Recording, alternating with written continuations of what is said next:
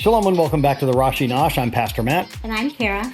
We are traveling this week to Portugal, so please keep us in prayer. We've been telling you about this for the last few weeks. We are so excited to be involved in this conference and also in the bar mitzvah of the son of our hosts, Marco and Luana Rodriguez. We're very excited to be a part of that. So we'll give you more information as we are traveling, but we are back with a new double portion this week of Acharei Mot-Kedoshim.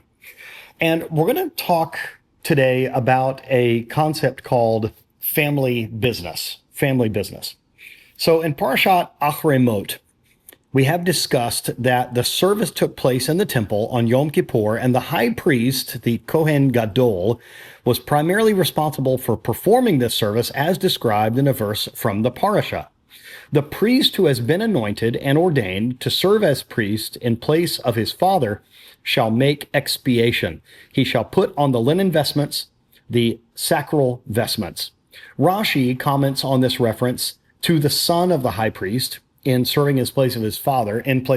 He says this: this teaches us that if his son is capable of taking his father's place, he takes precedence over everyone else. Rashi explains that when the time comes to replace the high priest, his son takes precedence over the other priests, provided he is qualified for the post. Thus, Aaron, the first high priest, was succeeded by his capable son, Eleazar. We see this in Deuteronomy 10:6. So here is something for us to think about and what we will have discussion questions about. Is nepotism, or favoring one's own relatives when hiring, justified in our day? Bringing even the most competent relatives on staff may rub some people the wrong way, and occasionally, when personality differences arise, they can become more challenging to resolve because of complex loyalties. That said, there are also good reasons for preferring relatives. First, they may have long-term commitment to enrich the enterprise derived from their loyalty and desire to help the family.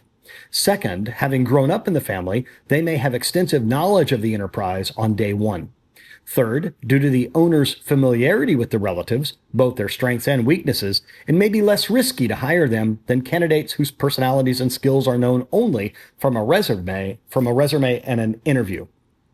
So, being the boss's child may be a legitimate qualification for a job.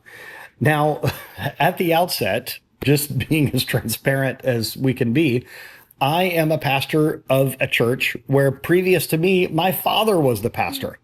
Now, I will just say that in our denomination, you have to be assigned the church where you go. The church can't just say, okay, your father was the pastor, now we want you to replace him. It doesn't work like that. It just so happened that they thought it was working. I was my dad's associate pastor for many years. They thought it was working. They didn't want to disrupt the flow, and so they were happy to assign me to succeed him. Now, all of our family is involved in one area or another of ministry, whether it's our church or the school that we have. And so this has a lot to do with our personal lives. So just want to say that one of the reasons I picked this particular one is that it really plays into our actual lives. So the question that we have, or the two questions that I'd like to ask us is, do you believe it is fair for an executive to hire his or her own children over other candidates whose qualifications are the same or even better? Does it make a difference whether the executive is self-employed or works for a private company or the government? Now, there's a whole line of thinking out there now that maybe is a bit critical about nepotism and having family members involved. You know, there's this whole concept of the nepo baby. Now, is it okay to have this type of nepotism? I will say that I agree with some of the points that are made here, that sometimes it is family loyalty that will be sort of the last thing to go. Like, even if your health isn't great, even if you're not feeling great, I know that, for instance, members of my family that help out in ministry around our church, I know even if they're not feeling well, they're going to try to power through and to be there just because It's what we do. We're kind of a ministry team. We kind of work together. And so I totally get that. But I also see how it could be an awkward thing in certain situations where if a family member, like let's say if somebody wasn't doing a good job, and maybe you had to have a difficult talk with them, I could see how if it was one of your relatives that might make it awkward.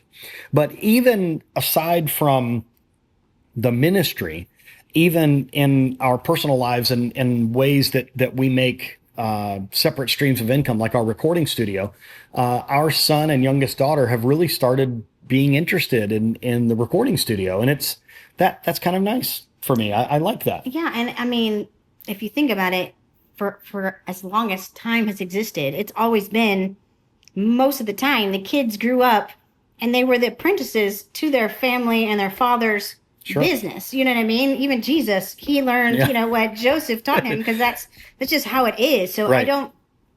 I personally don't see an issue. You don't have a negative feeling about I don't. Obviously, there is some negatives as far as when it does come time to have to discipline someone, or if someone's not doing something, or even, heaven forbid, you have to let someone go. There's a lot of ramifications that are going to linger if it's a family member versus if it's just a regular employee.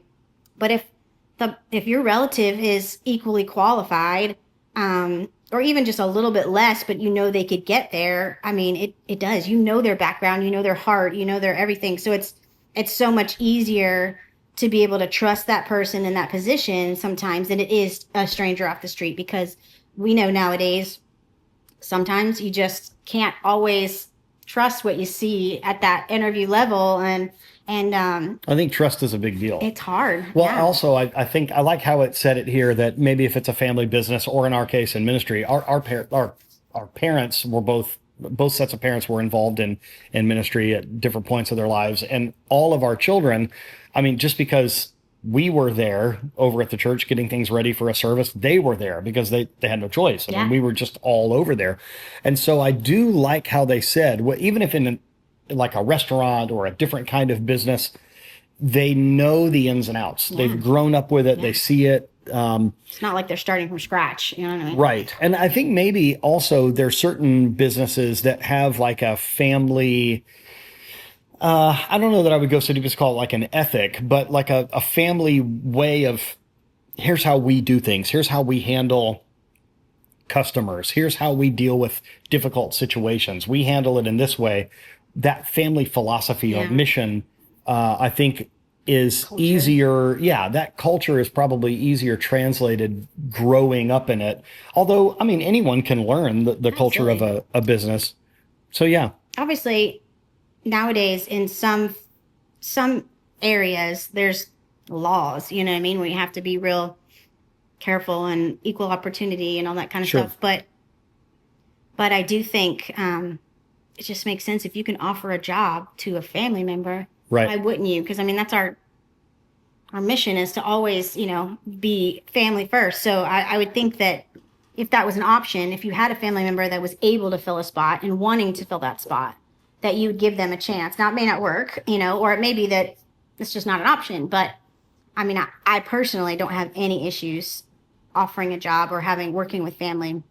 You had a situation when either right before we were married, where you worked at a fast food restaurant with both of your siblings. I did. How was that? It was good. My sister got the job first, and then I came on. But because I was a little bit older and I was graduated, I ended up getting a shift manager kind of position.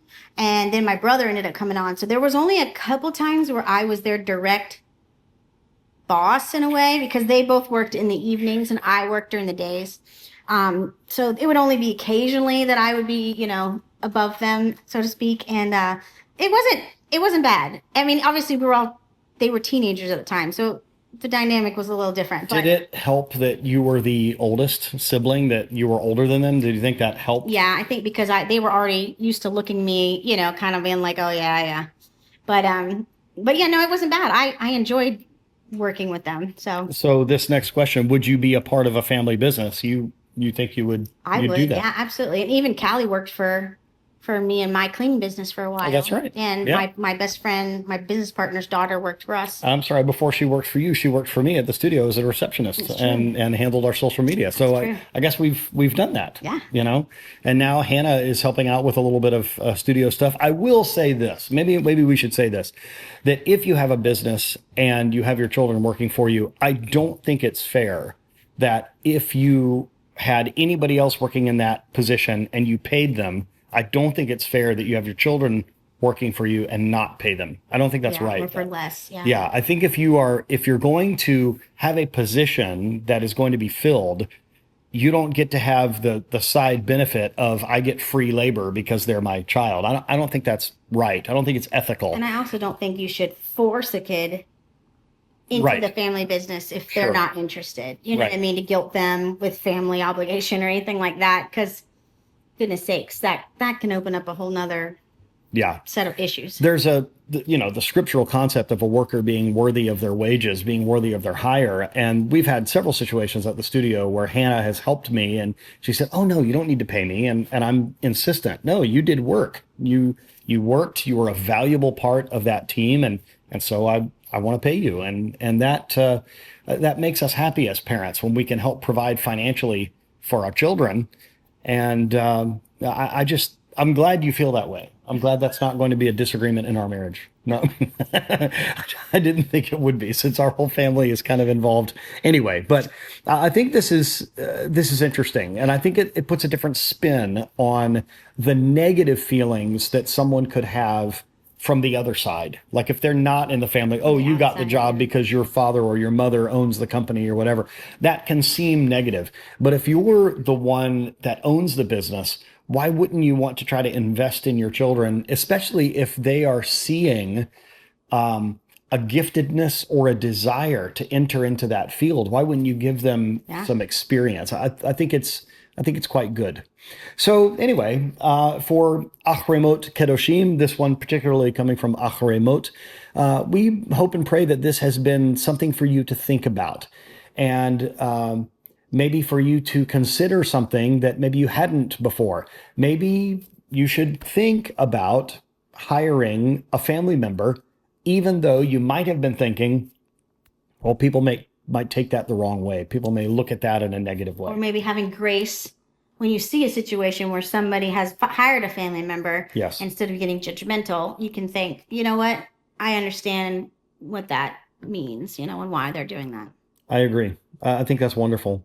So we do thank you, as we do every week, for joining with us, and glad to have you back. You were at a youth workers summit last week, and I had to fly solo, and people didn't like it as well. Sorry. They prefer when we have your perspective. So thank you for being back. So thank you so much for joining us. All the richest blessings to you and your family, and an early Shabbat Shalom. Thank you for joining us. We'll see you next time.